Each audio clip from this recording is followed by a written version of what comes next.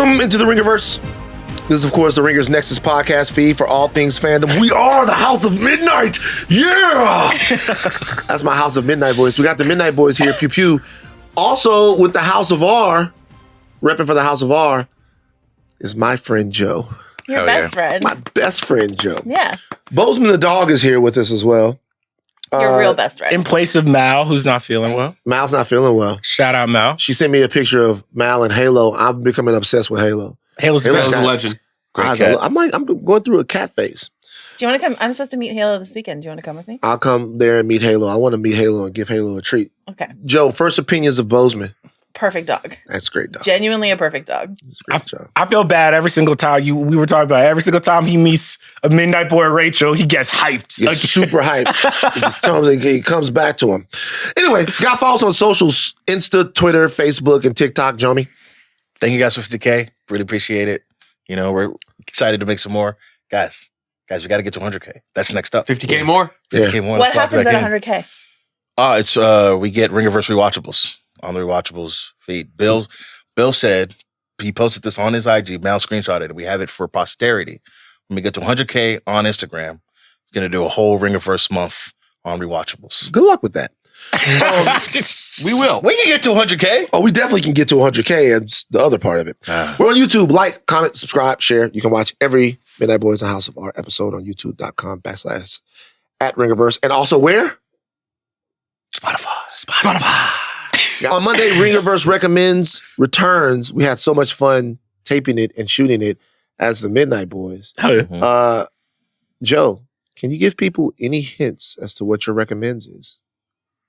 Are you ready? Yeah. For the shock of the century? I am. It's a book. Hell yeah. People still read. J&J connection. Come on. It's true. On today's show, though, we couldn't not do it. Huge Marvel announcements yesterday. Gigantic cast reveal for Avengers Doomsday. Took 24 hours. 24 hours. Right.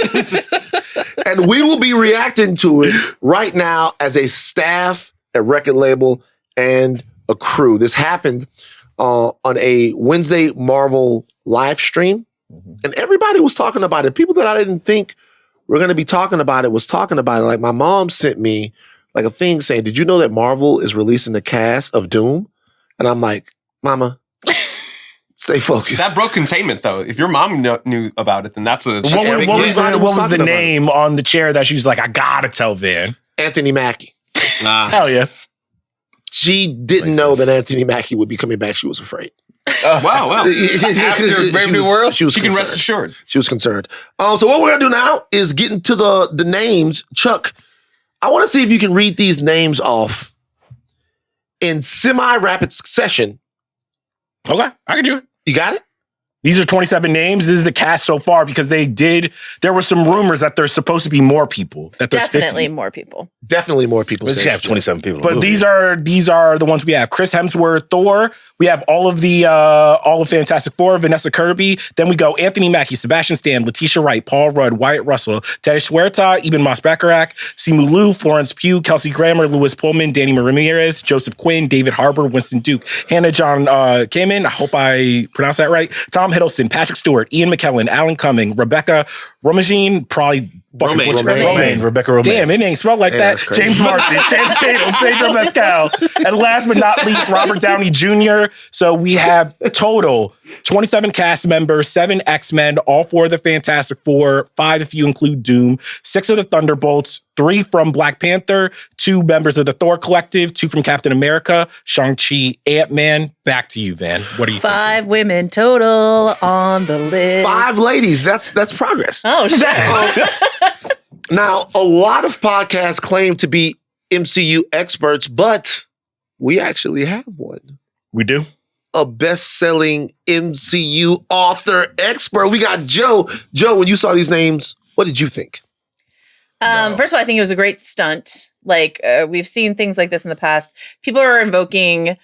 years ago, when we had to watch a block of ice melt to get the Game of Thrones release date, I was like blogging at the time, essentially. So I had to sit there and watch every drip. No.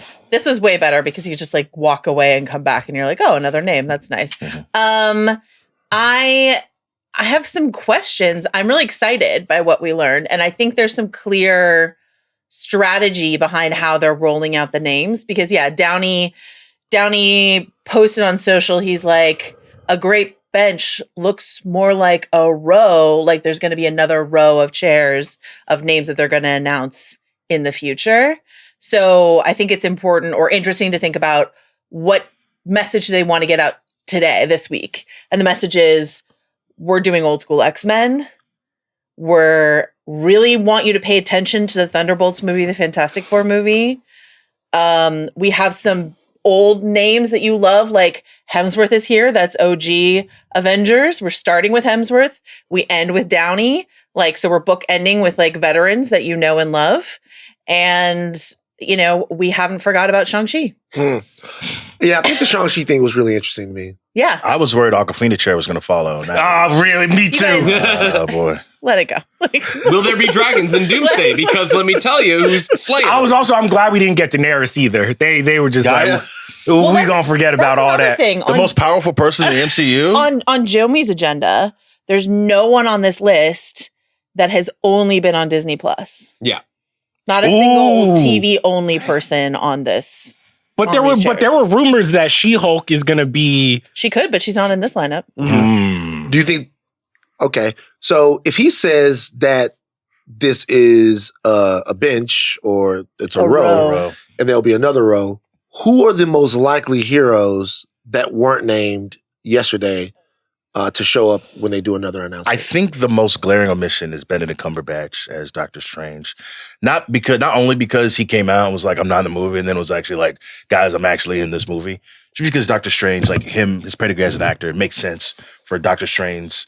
I guess he's not the Sorcerer Supreme in the MCU right now, but one of the most powerful magic users that they have in there to not be there. Benedict Wong also seems like somebody who should have made this run of announcements, but we'll see what it looks like in the future. Also, none of the gals from the Marvels, and I feel like that someone has to be coming because Spectrum. Oh yeah, I mean, especially since Kelsey Grammer's there. Kelsey Grammer's there, so she's stuck in, I guess, what's going to be the X-Men universe. So I was surprised. I'm just like, I feel like Kamala Khan, Spectrum, Captain Marvel kind of have to be in this movie. Almost, or at least some of them. At least some of them. I would say here's what I'm imagining for the next row. If we're gonna do the bookend with veterans thing again, you could have Cumberbatch on one end and Pratt on the other end. Or if the rumors of Evans and Haley Atwell or whatever, like have them in the mix, and then you have the Young Avengers, the champions, whatever they're gonna call them. Like you could have those names in the row as well. You think the Young Avengers are getting play in this movie? Is there enough time for them? Well, I mean, it's a great question because we don't know how much screen time any of these people are going to have. True. The X-Men could be one scene. We don't know. I would imagine that Ian McKellen and Sir Patrick Stewart would probably have minimal screen time. I mean, it's a lot of people. I've already talked about it. I think a lot of these characters are showing up to die. Yeah. Just to call these multiverses. I don't know how long. I don't know how long that sequence takes. But they can't do what they did. They can't just do what they did in Multiverse of Madness again. They wouldn't do it again. No. Yeah. They wouldn't do that again. They wouldn't do that again. So if we still have this many names to announce, what does this announcement tell us about the scope of the movie? Is there, if they're going to add even 10 to 15 more actors or actresses, like, are you getting to a point to where you can't pull it off? I have a feeling that, again, with what you said about a lot of characters showing up to die, if we think about the more sustainable characters that could last post-Secret Wars and what could be the MCU going forward, we might be seeing another row of names that are actually going to be the ones that we see further on down the line for the future of the MCU. These might be the things that are like highlighting what happens in Doomsday and then might be some of the old standbys. Like, I'm guessing that we would probably see the likes of maybe a Hugh Jackman in another announcement, or somebody that could like get us into Secret Wars. We don't have a Ryan Reynolds. We don't have anything that are like bigger names that would push the Secret Wars agenda and post Secret Wars agenda going forward. I see a lot of, this is what Doomsday is going to be, and that's about it. All the X-Men announced, no Wolverine.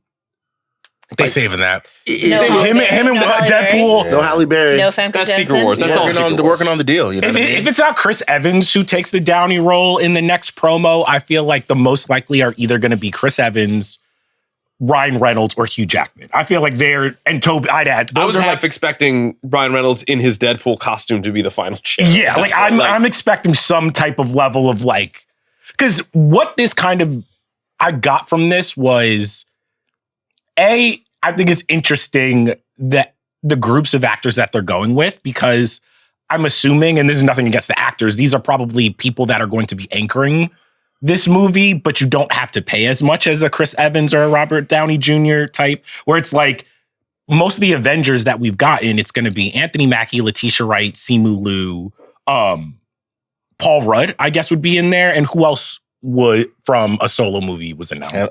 Thor. So it's like, it's a mixture of like the people we know and then a lot of kind of unproven. Same thing with the Thunderbolts. I could see the Thunderbolts having a big role in this just because they're a little bit newer to Marvel. They can have a lot of screen time. You don't have to be like, hey, all of the ones we fell in love with be here for the next month of I'm not going to lie to you. The Thunderbolts getting a lot of love in that was wild to me. Not because, like, partly because the movie hasn't come out yet. We don't know how we're going to react to it. Like, do these people even survive the movie? But the first share after Sebastian Stan being Wyatt Russell, I was like, all right, man. Yeah, that was a little. I was like, what's going on, man? Let's hang on. Then you see like Lewis Pullman, you see Ghost, and so it's like, okay, David Harbour. Like, no all right. Taskmaster. Well, all right. Taskmaster obviously gets clapped. But it's not a secret. But I was like, oh, they're really buying the Thunderbolts. They think they might have something. That's what we said. We're like, but it's also like because they're trying to beat the nostalgia only allegations. So the fact that Downey is like the center of this promo, right? Like Downey is the big anchor of this promo. Yeah. And when he came out at Comic-Con, everyone's like, wow, they're cooked. They don't believe in the future. They're only looking to the past. That was them. Who said that?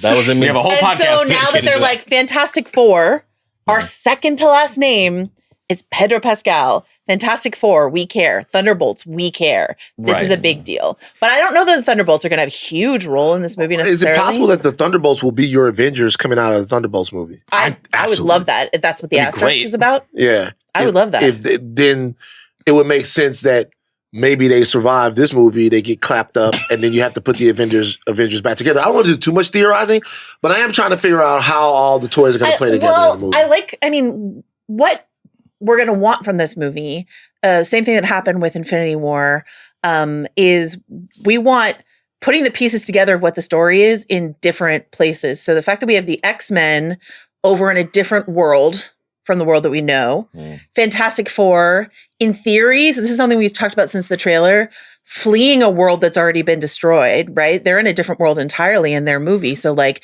if their world gets destroyed at the end of the Fantastic Four movie, they're fleeing that world into our world so they can tell us information about what it's like to have had your world collapse. That X-Men world's not going to stay. So what it's like to be in a world that's on the brink of a collapse.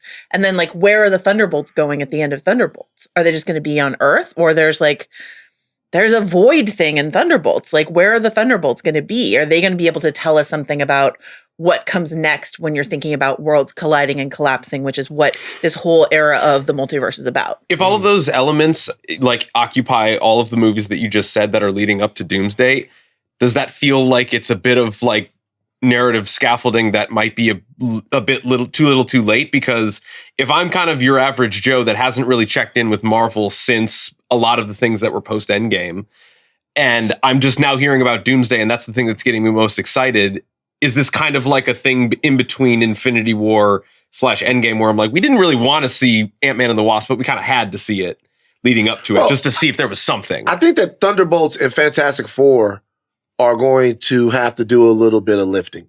There's going to be a lift. There's going to be a lift between those two movies in terms of, I actually think even the release schedules of those two movies obviously affected this announcement. Sure. Because they're going to shoot, yet we talked about this on the Midnight Boys. We're going to be getting set photos and all kinds of information and stuff. We're going to know who did or did not survive. Andrew Garfield's going to DoorDash something, and you're going to be like, God damn it. Right. You know what I mean? I mean, What a great way to find out, though, that he's. I think it also speaks to how, because they had to pivot away from Kang and there wasn't as much of a spine to this iteration of the storyline. It took me going back and being like, oh, one of the spines was like, who is going to be the Avengers? All the way for Black Widow. You know, you're kind of getting these little teases in Captain America Brave New World. There's all like, would you lead the Avengers led by a government?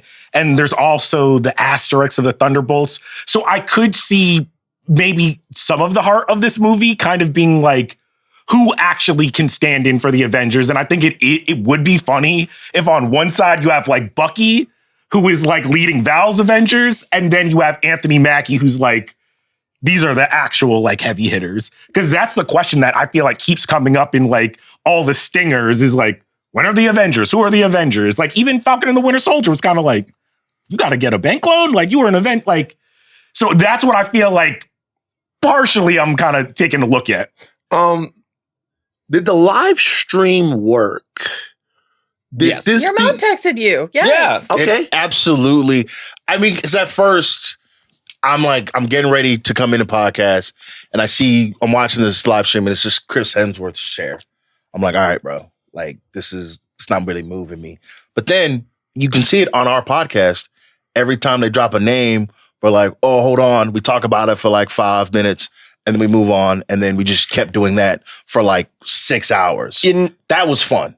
In the immediacy, I'm like, this is stupid. Why would you just show pictures of chairs? But then if you stretch that out for the span of like 5 hours, then you get like every reactor, every streamer just sitting and waiting and watching and reacting with everybody else that's watching. And then we get to find out how many people don't know how to spell Rebecca Romijn's name. And it makes it like the NFL draft of the Avengers. It's great. Imagine if they had like just dropped that in Variety, and Variety's just like, here's the cast list. That's so lame then. But then if you drag that out, it's really, really good. At first I'm like, yo, dude, I could just got a poster, you know, but just being an email, being online, interacting with people, it was a ton of fun. I mean, I think it maybe worked for our bubble. Like, I think it worked in terms of like them getting people to talk about it. I don't necessarily know if it worked for the people who are like totally out on Marvel, or the people who used to go to like an Avengers film and were just like, oh, this seems like an event movie. Because like it kind of reminded me of like the A24 Thunderbolts whole shit, where I'm like, some of this doesn't feel like it's coming from a place of confidence. Some of this feels like it's coming from a place of like. Do you feel like that was cynical? That ad definitely worked. Which one? The Thunderbolts one. Yeah, the A24 Thunderbolts one. Like that ad was for that ad. If you ain't seen the movies, then you don't give a fuck about that ad. You don't care.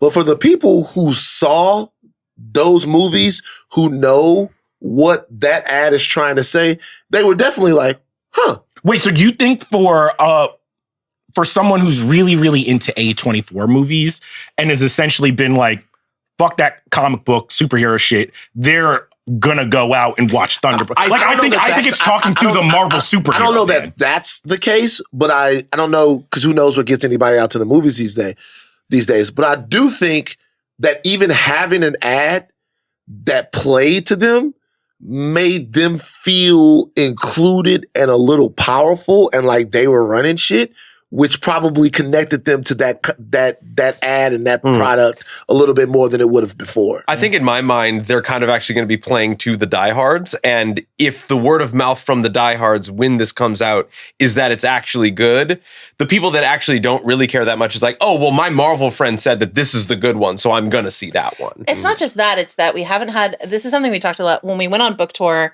And when we were going on book tour, every person who interviewed us wanted to be like, so Marvel's done, right? Tell us that Marvel's done, right? Right. You feel like it's done, right? And something my co-author Dave Gonzalez would always say is like, until a movie that says Avengers : something fails, Marvel is not done.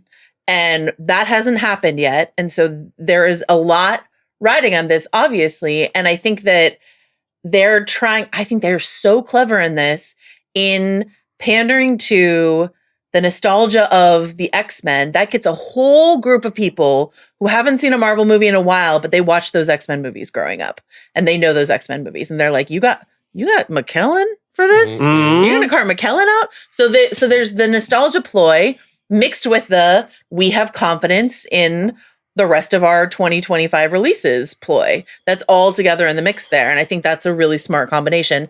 Something that to keep in mind in terms of like who's in this movie, who's not, is how they put together the lineups for Infinity War and Endgame, which is because it's the Russos, it's McFeely, if not Marcus, and it's most of the same exec team. And what they did is they had like playing cards with all the characters on there, playing cards, and on the back were their salaries and a number of like there's a lot of factors in terms of it's not just story. It's like, what's our budget? Okay, these are the salary numbers on the back of all the cards. Okay, we got to decide how much can we afford? Sort of similar to a draft, right? Like, who can we afford to put on our team? So that's all in the mix inside of this. So if Halle Berry's like, pay me what I'm worth, and they're like, then Storm is not going to show up in this. And I think that so thinking about them laying out these playing cards, and then from a storytelling perspective, and they talked about this a lot in terms of how they put Infinity War and Endgame together. They're like, okay, which members of the Guardians of the Galaxy do we want to survive the snap? Well, we think it'd be really funny to have Rocket there, and we think it'd be really funny to have Nebula there. We think those energies would really work well. You know what I mean? So it's just sort of like these combinations. So where does Shang-Chi go? Who is he interacting with in this lineup here? He's like the only one other than like Scott, but Scott's worked with these people before. Shang-Chi is the only one sort of like hanging out here with Still nothing to learning how anchor to him. be a superhero. But like nothing to anchor him. Wong's not here. Katie's not that's what here. I'm Like saying. no one's here. Nobody. I'm thinking about the post-credit scene of Shang-Chi, and he interacted with Wong. He interacted with Mark Ruffalo over and he Zoom. interacted All with, like Brie Larson. Yeah. And none of them are in this movie so far. Yeah. So maybe they're in the next row. Maybe they really get announced later. But yeah, there's nothing as far as we know, nothing anchoring him to this movie. Speaking of Infinity War, if in fact this movie, I asked this question on the Midnight Boys, but like I said, now we have Marvel expert here. If this You guys aren't Marvel experts. We didn't write the book. Bestsellers. If this movie follows a very similar pattern or similar thematic arc as Infinity War, and you get a bunch of heroes and then they die, and then you get a reformed universe in Secret Wars, and then you get your movie, is that whack? Is the repetition of that same 2-movie arc something that people are going to be like, this is too repetitive for it to be compelling? I mean, I think people have already online have started like maybe complaining a little bit about this, where I feel like since Infinity War Endgame, I feel like we've been on one long treadmill of saying goodbye to these heroes, and one, like, just the X-Men alone, between Last Stand, Logan, Days of Futures Past, Deadpool and Wolverine, I feel like I have said goodbye to the X-Men 4 or 5 times in the last 10 or 15 years. Similarly with the Avengers, I feel like, I already said goodbye to these people. I felt like everything was like tied with a nice bow. And I think when the Robert Downey Jr. thing, I think that stuck in your craw is like, it's really, really tough when people are like, hey, this ended, so many things do not end perfect. So I feel like if we're going to keep doing hey, we're saying goodbye again, there's almost a level of like, it's a comic book problem. You're never going to kill these heroes. Well, I feel maybe, but I saw a tweet from one of my guys, Sharif, and he had like all the ages of all the Fox X-Men. And like James Martin is like 51. Obviously, Ian McKellen and Sir Patrick Stewart. And at some point, like, these guys don't come back. You know what I mean? And so this really does look like. I don't know. They're about to roll out Professor X, in another 5 years. I don't know.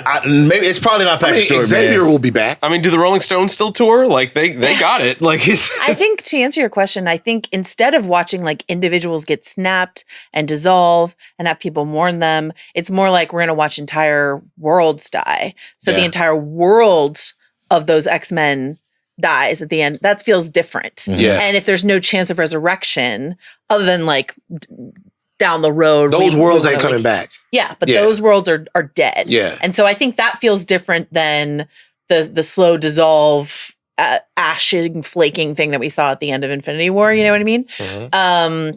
So that feels somewhat different. And the other thing I know behind the scenes in terms of like, and this feeds into something I know that you want to talk about, Van, but in terms of like who's in this, who's not, they've been going back and forth, and they know what the shape of the story is, but in terms of the players, they haven't been fully certain. So I know that the reason that Benedict Cumberbatch was like, oh, I'm in it, no, I'm not, yes, I am, was because they weren't sure whether or not they were using Benedict Cumberbatch. And that's true for like a couple other actors who haven't been announced, that they were like, okay, you're in one of these movies. You might be in both, but you're in at least one. And we're not sure yet if we're going to use you in both. And so that's the players are in flux, but the story shape is done. If they were following the Secret Wars 2015 storyline, then the characters that we know for sure would make it out would be Black Panther, would be Reed Richards, who would be your primary antagonist in that movie, which I'm not sure he'll be. Well, why would they follow? When have they ever followed a comic book storyline that closely? It's like, well, they followed it. They this is what I'm saying. They followed the broad strokes of the Infinity War as much as they could. In this one, the only reason it could be different is because if you're building to a Secret Wars finale where it is Doom is your antagonist, I kind of feel like your only possible protagonist is Reed Richards, because the only person who is nearly intellectually capable enough to outwill Doom in that situation and put the universe back together would be Reed. I mean, star wattage wise too, I think the only new player on the board who I feel like could like carry that film of the new cast probably is going to be Pedro. And that's nothing against everybody else. Interesting though, because I just had a debate with someone about this yesterday, because I was like, Pedro's the second to last. They're putting a lot of, they start with Chris Hemsworth, who also has like large star wattage, but Pedro's second to last. That's an interesting move. And my friend who, works in this industry is like, Pedro Pascal is a huge TV star. He's not a movie star. And I was like, that's interesting. I would agree. Can we think of a Pedro Pascal movie performance? Well, we're going to find out, because Mandalorian Grogu comes out next year, and then he's Reed Richards. Yeah. I think that what you're saying is probably true, but I bet you Pedro Pascal doesn't feel that way. I mean, I think he's incredible. I'm not knocking him at all, but in terms of like his star wattage, there is still a difference between a TV star and a movie star. But if I'm going to be real, I feel like if you're honing in on the nerd collective, I think he has the highest Q rating just in terms of like the IP that he's been in. Yeah, the IP that he's been in, where it's like, I feel like a lot of the other stars, like Paul Rudd, we all love Paul Rudd. I'll watch Ant-Man forever.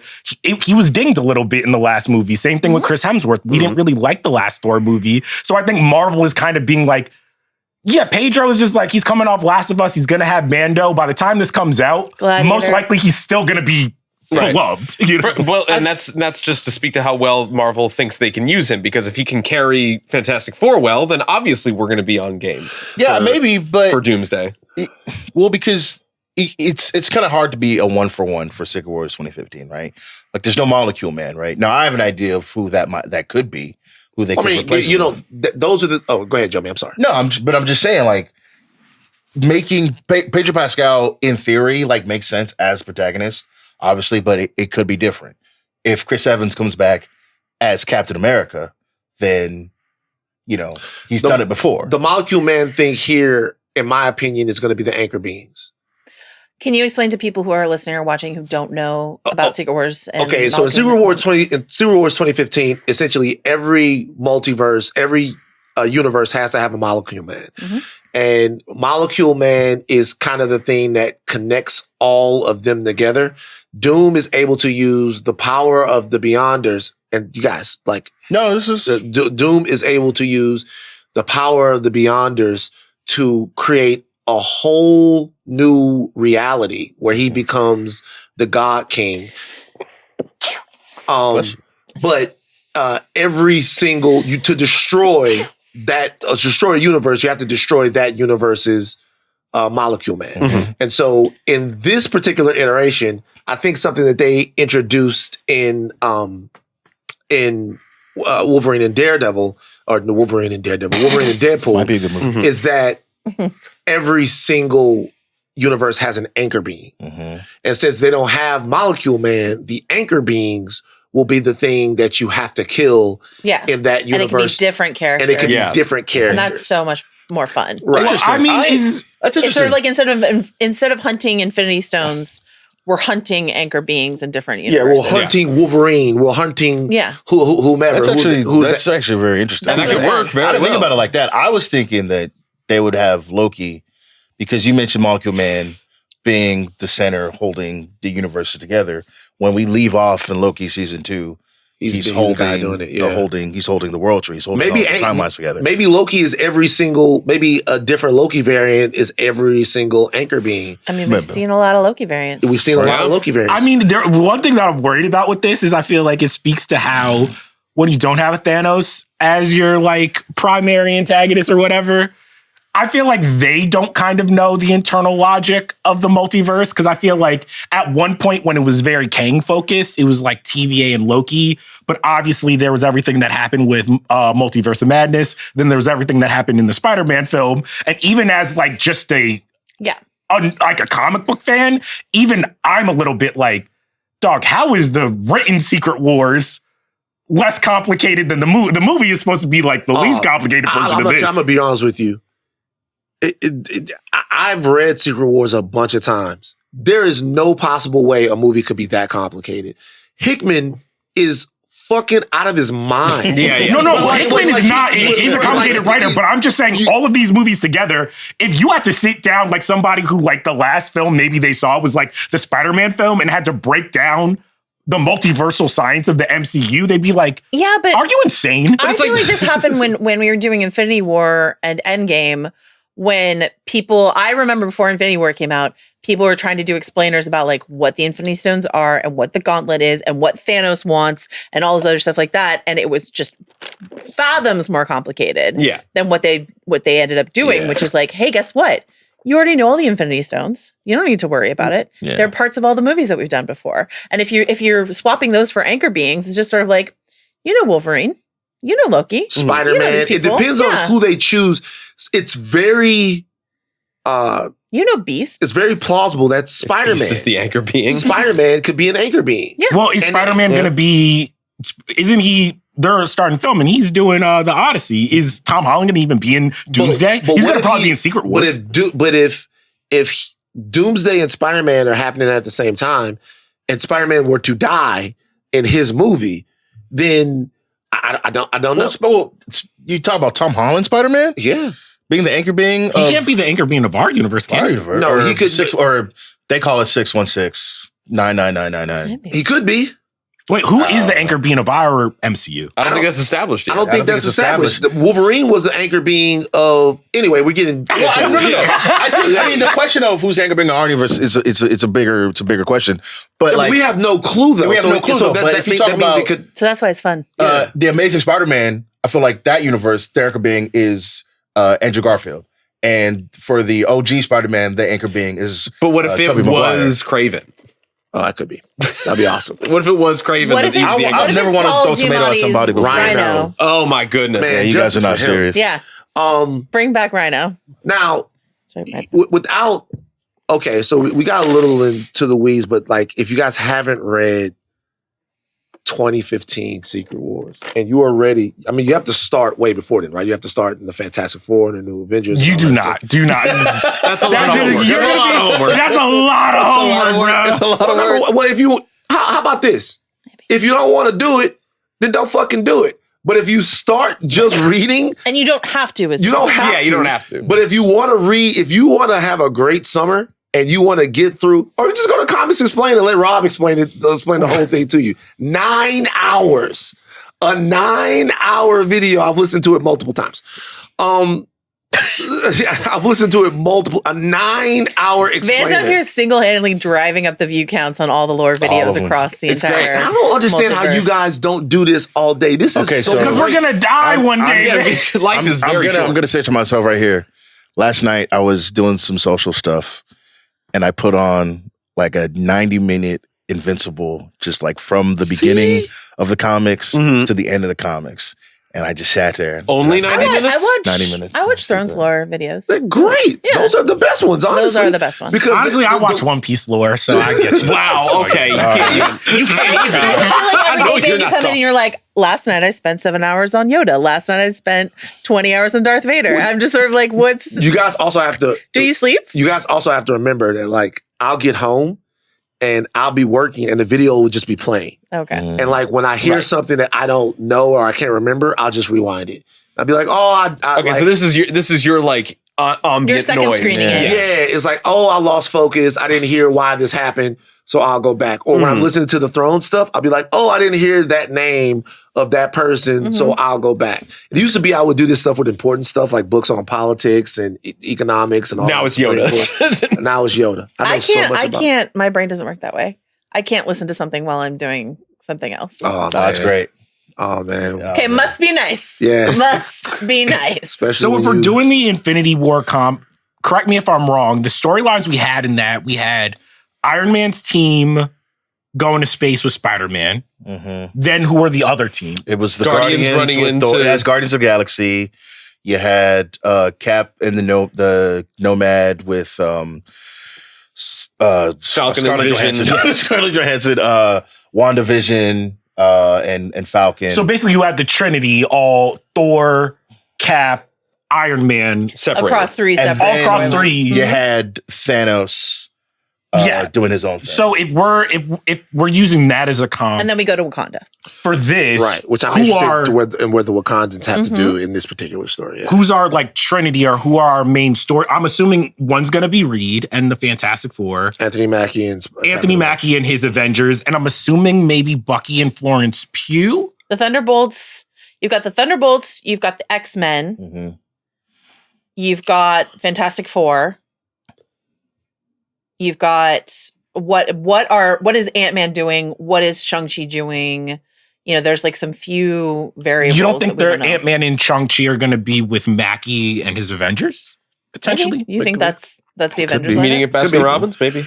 I think the Avengers lineup will probably look at the way that we thought that it would look in 2022, 2021. I think it'll probably be a mixed mash of the Shang-Chi, sort of Anthony Mackie's Captain America, Ant-Man, some of the holdovers and stuff like that. A couple of fates that I'm really interested in is there's a fucking fantastic sequence that comes from these books, source material again, with the Sentry and Thor, where they are fighting against the powers of, God King Doom. And I don't want to spoil too much, but he has this like legion of Thors and they're fighting against them. And I guess they die together. Seeing that Sentry was going to be in this movie got me thinking of maybe that happening on screen. you don't think that wait till Secret Wars? That would happen in Secret Wars. Yeah.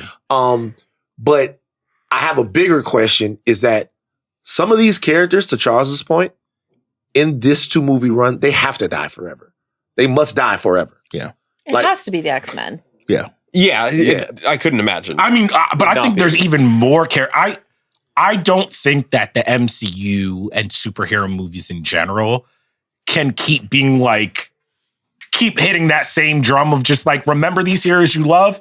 We're killing them off again. I do think that if I'm Feige, I'm like, next time you see us, it's X-Men time and this is all fresh and we're almost pitching this to a new generation. Now, you talking about the actors or the characters? Because the actors, I don't think can come back and back and back and back. No, and I'm back saying on the people. actors. Like, Okay, I'm 'cause even, yeah. if I'm even being honest, I don't know if like how jazzed I would be if like I see most of these MCU people again. Like, I'm just like, most of the Avengers, I kind of don't need a Thor 5. You know what I'm saying?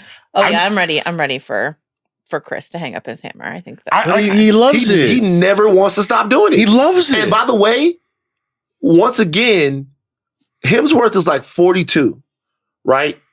That's not at all an age where he couldn't play Thor. He could play Thor presumably till he's 60 years old. Yeah, I mean, Paul Rudd, Anthony Mackie, Downey how old are they going to Downey be by started- the end of Secret Wars? Now Yeah. he started in his 40s. Yeah, you know? Yeah. Exactly. So, like, I always say this, when you think about it, like, Chris Evans jumped out the game a little early. There was still some cap meat on the bone. You know what I mean? Yeah, but Kinda. he thought he had Sebastian Stan's career in front Whoa, of whoa! him. You guys didn't like Ghosted? I don't want to diss the man. I like Ghosted. I'm just saying that.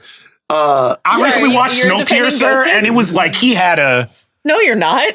You're not defending Ghosted. Listen, You are not You don't like the movie. listen. I had a lot of fun at my house. Anna de Armas. You know what I Alright. mean? Like, Okay. what do you- No, all right. Last question God for us forbid. to ponder. Are you not going to get your James Marsden. take off? No. Oh, did people make some calls? No. What happens at dinner stays at dinner. Oh, no.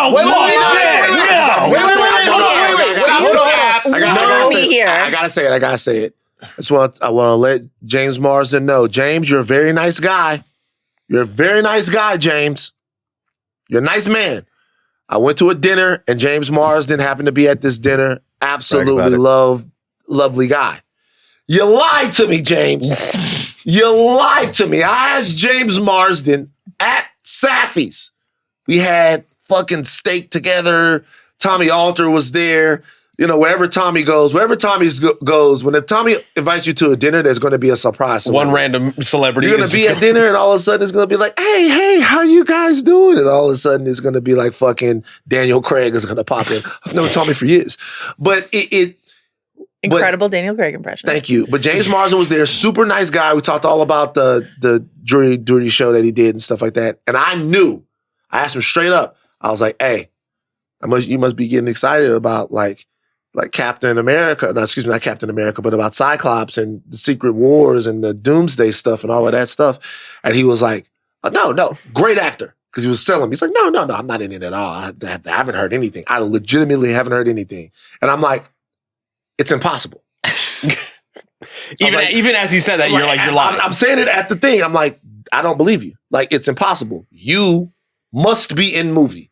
Movie must have Cyclops in. You must be in it. He's like, I'm promising you. They might be reaching out to a lot of people, but they haven't reached out to me yet. Hey, media training. You got me, James. Wait, James, I believed in you. To shoot Marsden some bail, do you think like he's like, damn, the man who formerly worked at TMZ and now hosts Pop and Superhero podcast might not be the person I want to tell this to. It's funny because I said that while we were talking. I was like, yeah, you can tell me. I'm the host of a popular nerd culture podcast, so you don't have to worry about me getting on there and telling everybody. Right, yeah. He was an awesome guy. Good. I get he couldn't tell, but that just goes to show you like how buttoned up they were about all of the announcements. Can I hit you with two more X-Men takes? Sure. Do you think Alan Cumming is here just because of the success of Traders? Oh, wow. If it is, I don't care. Love Nightcrawler, but like, do you think he makes the lineup if Traders wasn't a massive hit? It's a great question. Probably I don't know. not. I feel like Nightcrawler's got juice. Follow-up question. Do you feel like them bringing Channing Tatum in as Gambit is a love letter just to me, personally? Could be. I'm so interested I'm excited. in the juice that Channing Tatum as Gambit has picked up in the last couple of years. People don't yes ever get and to, no. Okay, give it. Yes and no, right? Because No, just yes. So the no part is he's definitely getting clapped. Like it's done. It's over for him. But what if At the he's end of this not? movie. Nah. But what if he might be around? What if he plays What if he Gambit? sticks- What if he plays Gambit straight this time? But maybe. But I think we had so much fun. The memes went crazy. People loved hearing the Channing Tatum little throw him in the movie. Have him go there for like 5-10 minutes. Have him die. You know what I'm saying? No. Don't be it's not it's over for him. All of the X-Men can die. Keep Channing. I've already watched Gambit die too many times in recent. Nah, Here's the thing: if this Gambit dies, you're not going to be as messed up. I love Channing, will. but he gotta get Gambit merged. lives. He gotta get Hashtag merged. Gambit lives. Nah. He's done. I'm with you, Joe. Gambit you. lives. With the rumors that what's her face from Stranger Things is playing Jean. I know, Sadie Sadie Sink. Sink. Sadie Singh. Do you think we're going to get any new X-Men content in Secret Wars? New? Oh, in Secret Wars? Yeah. Yes. Yeah. Yeah, Like, you think they're going to unveil some of the... Something. Sure. Yes. Something in Yeah. Secret Wars, yes. Doomsday, no.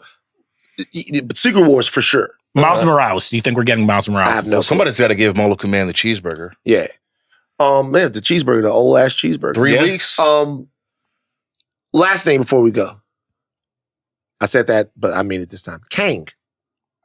So, are we going to do a Doctor Strange snap, nobody ever remembered you thing?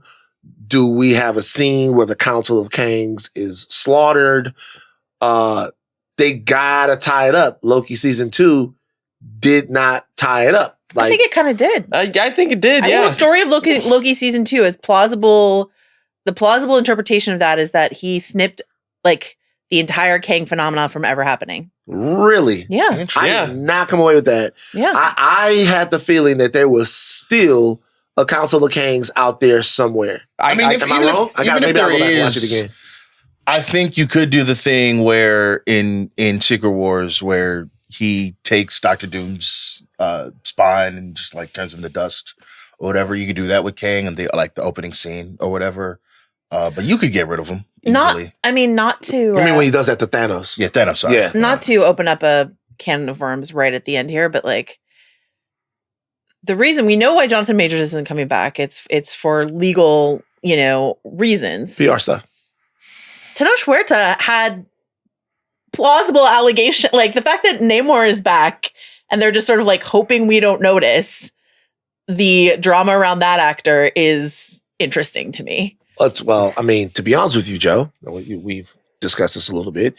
It's interesting to you, and it is when not focusing on the actual meat of actually what happened, it is the double standard that a lot of people are afraid of sometimes. I know, that's what I'm saying. That it has to do particularly with a prominent Black actor. Now, once again, we've tried and we've hemmed and hawed and how we're supposed to deal with that. There's no right set of circumstances to analyze that makes you completely pure and completely right in the way that you look at something like that. On one side is redemption, on the other side is accountability. So it's a hard kind of thing. I understand how hard it is, and I understand that there are layers and layers and layers of it. I just think it's like to take that stance. Marvel's like, this is our stance on this particular thing.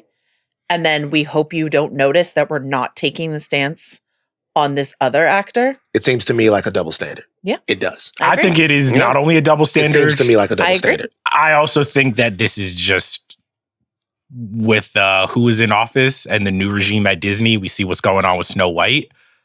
I don't know if they I don't know that they care. They definitely don't care. They don't.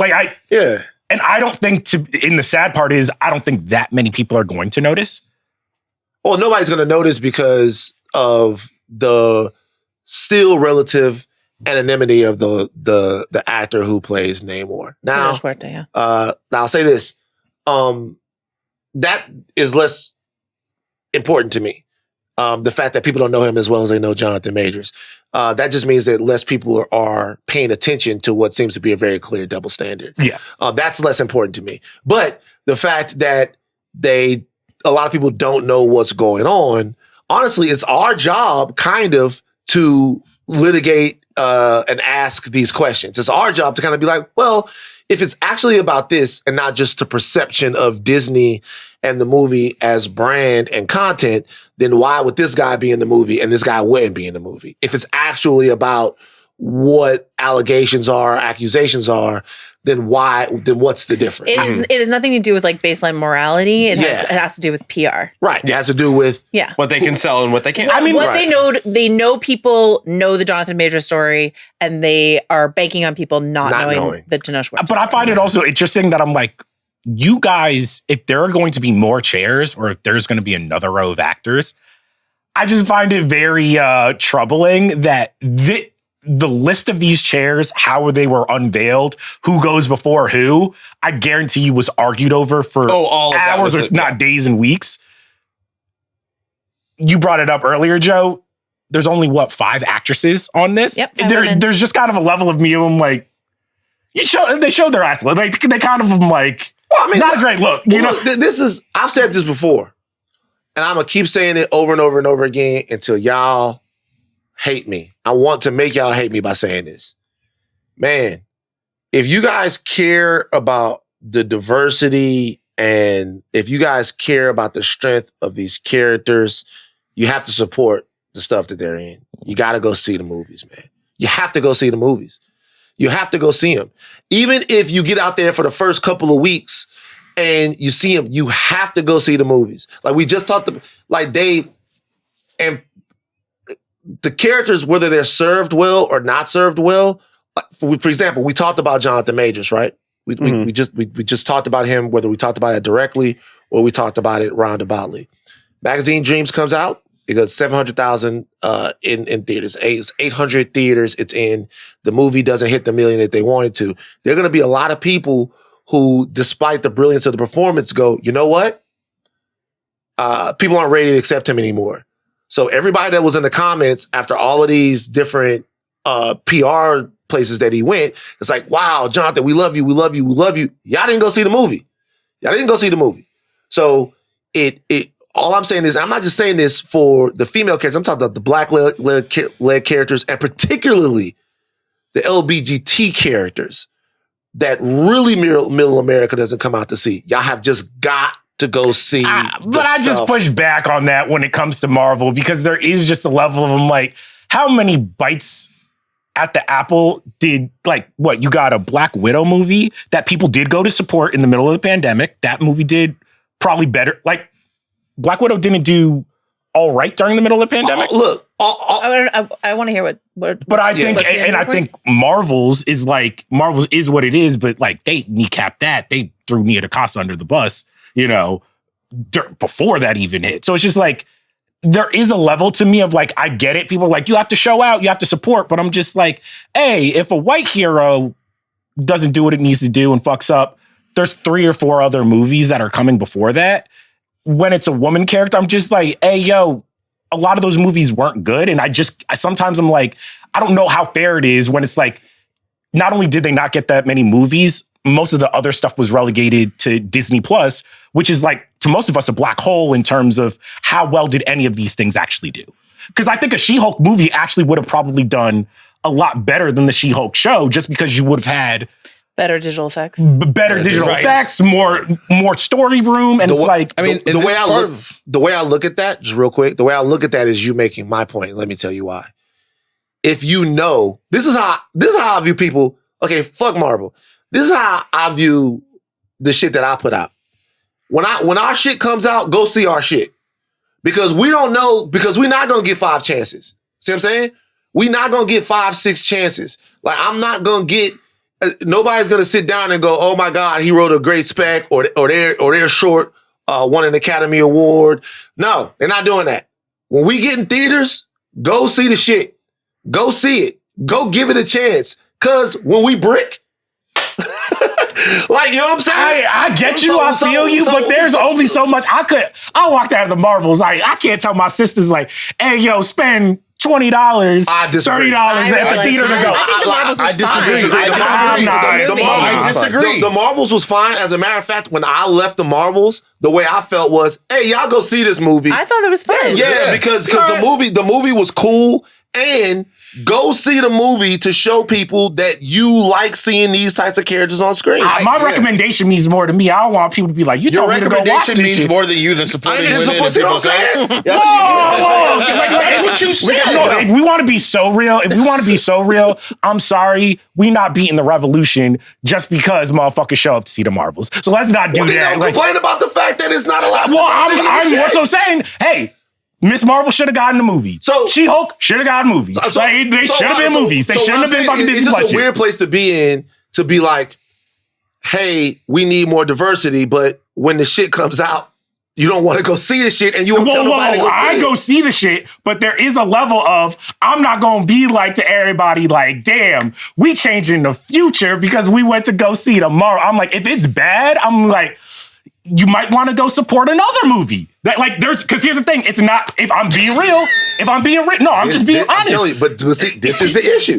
No, but if I'm being honest, I'm like, if there's a bunch of movies out, right? All right. And there's a piece of shit, and then there's one that is pretty good and stars a woman, I'm like, well, I saw both of these. You should probably see this one if you only go see one. I can't take you seriously. You support the Venom franchise. You're like, Venom is a masterpiece. Well, and guess don't what? Go see the Marvels. And guess what? A bunch of people. The Marvels is objectively better than the Venom movies. Wait, which one? The last Venom movie, the Marvels is pick one. You gotta pick a Venom movie. And here's the thing. A bunch of my homies were like, should I go see Venom 3? And I'm like, I can't even be a troll. Hell no. I was on my Black Adam shit, and I was like, yeah. Well, I'll tell you how I am. I bought a ticket to Red Tails. I've never seen that movie. I'd see that one for class. I've never. Shout out to the Tuskegee Airmen. Yeah. I bought a ticket to Red Tails. Never seen the movie. Bought a ticket to the Photograph. Never seen it. Do you know how I definitely thought this podcast was going to end? Shout out to the Tuskegee Airmen. Shout out to them. Shout out to Well, we Tuskegee gotta Airmen. shout them out. Wait. So They be taking the shit will be taken off. then, Van, so you're telling me that you don't be watching stuff, especially Tuskegee Airmen. I don't need to see the Tuskegee Airmen story again. Okay, I've learned about it. I've read it. I don't need to see it again. But what I do need to do. I don't need to learn more about the Tuskegee Airmen. But what I do, But you gotta watch. No, I don't. That's the rule on the Midnight Boys. You gotta watch. Well, I'm not reviewing it. So I'm seeing it. This is for. You think you can twist me up? You can't been doing this for years. Like it's like if we were covering the Tuskegee Airmen, We should. If we were covering the movie, I would watch it. See, that's the difference. If we were covering it, I would watch it. But what I decided was, you know what? I'm gonna tell you the movie I went to go see. I went to go see Underworld. I was like, you know what? Supporting the I only cause. got time. You're supporting women. Supporting the cause. I only got Supporting time. I was Kim Beckinsale. on my break at TMZ. I was like, I only got time to see one of these. I know the Tuskegee Airmen. I told him, I was like, give me one for Red Tails, and then give me one for like Underworld, Rise of the Lycans, or whatever Oh the fuck my it was. God. Rise of the Whatever it was. Shout out to Rise of the whatever it Lycans. was. And the guy was like, these movies are on at the same time. I'm like, yeah, you can give the Red Tails ticket to some black child who doesn't know. And I was like, I'm gonna go see Underworld. Who's on their, give it to a black child who's on their lunch break. And Right, yeah. go see Red Tails. Yeah, like, give it to somebody. If somebody you want to when you see, just bought off the if whole somebody theater want to for see Black Red Panther? Tails, just go, hey, whatever. But like, I'm buying a ticket to Red Tails to support Red Tails. I don't But need I'm to gonna see go the see Tuskegee. it. $12.50. Right, it's not Batman. Right, I don't need to. Like, Damn. I love the Tuskegee Airmen. It's a little fucked up that here's the thing. I've seen it has to be a so better many movie than different Underworld. Though. iterations. Come on, bro. It might have been. I don't know. Did you see those Lycans rise? Come on. Bro, I needed to see Underworld. Bro. I needed to see it. I don't think you understand. It might have not been Rise of the Lycans. But if your movie comes out and it's a black movie, bro, I'll be on VOD, like renting shit. If your movie comes out and it's a black movie, So I should be putting on Tubi and you don't have to. All I'm saying is, I'm not going to at the same time complain there's not enough black movies being made when I'm not buying tickets to Red Tails. If you had to add, let's just do this for the sisters, shall we? Sisters You had Who to are add doing doing it for themselves. by Yes. themselves. For themselves. Right. If you had to add one or two women who were not in that row of chairs, Oh, good who do question. you most want to see? So I think Tiana Paris is definitely going to be in there. So She'll be Elizabeth in there. Olsen. Elizabeth Olsen? Nah, Elizabeth, you gotta let her be free. She doesn't want If it, she but wants to be there. she doesn't want if it, she but- wants to be there. You're not going to say Haley? Kate Bishop? This is big boy business. Oh, okay. Bishop is a good one. Or Kate Kamala Bishop? Khan. I think Yeah, Kamala that's Khan it. is Kamala 1,000% Khan. Kamala Khan Let's see for sure. Villani. But it would have. Milani, absolutely. It would have certainly been Brie Larson. Captain Marvel. Exactly. And like certainly been Captain Marvel. Does Brie Larson want to come back? Oh, no, She doesn't really seem like she wants to do it anymore. But I feel like, Nissan money's too good. yeah, I thought it was weird that Brie Larson wasn't there when I originally, like, when the lists were coming down and she wasn't there. I was like, interesting. I would put Kate Bishop and Kamala Khan. And Yeah. Yes. No, She-Hulk. Secret Wars. You can hook up with Matt Murdock. No Evangeline Lilly. Oh, wow. Hey. Yeah, well, listen. Whoa. Whoa. Hey. She got her own beliefs, man. Whatever. Yeah. Like, come on. God damn. All right, you guys. That's a wrap on the House of Midnight. It's fantastic stuff. On Monday, Ringerverse Recommends returns. And I can't wait to see what all of you guys did in the Recommends. I did something in the Recommends, and Steve was evil Steve yesterday. And Steve poo-pooed it. Steve was all over Jomi. Please go check the Midnight Boys. You were on your hater shit. It was, You guys it was did it as a group? Huh? I'm so jealous. You guys did it together? No, but the conversation about Recommends carried over into the podcast. Oh, okay. Right. And then Steve was just, I just simply wouldn't recommend a new thing to buy I didn't recommend along with the thing to buy. all of He this thinks stuff. everybody He who thinks watches the everybody Midnight broke. Boys are is broke broke. boys. He thinks I I did not say that. They're Yeah. broke I simply would not recommend buying a $500 Oculus for one thing. It's not even. There were 500. two That's not even levels, said. Steve. One I was like 300. recommending something on the Oculus. That's what Right. it is. That's I fair. tell you what you don't know is you recommend stuff on the internet all the time, and kids in the country in Louisiana don't even have Wi-Fi like that. That's and I will be. You don't even give a fuck about that. I will be seeing the movie But about why you Louisiana recommending Wi-Fi to stuff that they support can't that even cause. do, Steve? And They Charles don't have recommend. Wi-Fi, but they're listening to podcast? I'm not saying that they're listening to it. I'm just saying you're recommending stuff that Right. some kids can't even get to because they can't even listen to us. I have raised money. I can't believe for you're kids to turning have tables Wi-Fi. on Steven trying to call him elitist. when This he is- calls yeah, him this elitist is- in the Oculus. yeah. Anybody is an elitist. Let's wrap it up. Yeah, it's over. Thank you to our production team, Jonathan Richter, Steve Ahlman, Stefano Sanchez, T. Cruz, and Jomi Adeniran for his work on social. Chuck, supporter of women. Take us out. Steve hates poor people. The rest of the cast of Doomsday, we don't know. Shout out to our honorary fifth midnight boy, Bose. Not Joe. Joe rhymes with no. I was so Wow, he's right there. God damn. A dog of a supporter of women. Supporter of women. Go see that movie, Chuck. Supporter woman Joe was right there. Wow. That was my bad, I was ashamed of you. I thought you was going to say Joe. That was